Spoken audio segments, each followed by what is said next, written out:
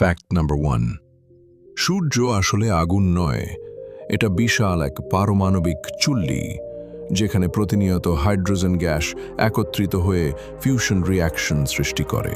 এই ফিউশন থেকেই আসে সূর্যের আলো আর তাপ। ফ্যাক্ট নাম্বার 2, সূর্যের আলো কিন্তু 1 সেকেন্ডে পৃথিবীতে পৌঁছায় না। আলো সূর্য থেকে পৃথিবীতে আসতে সময় লাগে ঠিক 8 মিনিট 20 সেকেন্ড।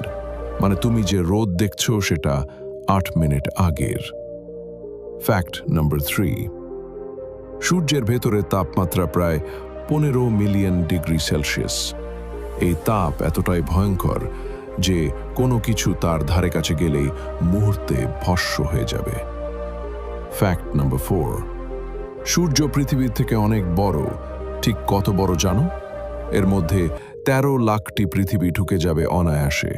সূর্য আসলে মহাকাশের এক বিশাল দানব।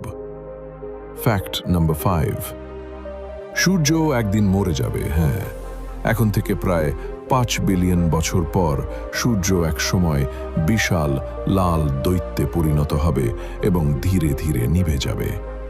সেই সময় পৃথিবী টিকবে কিনা সেটাই বড় প্রশ্ন।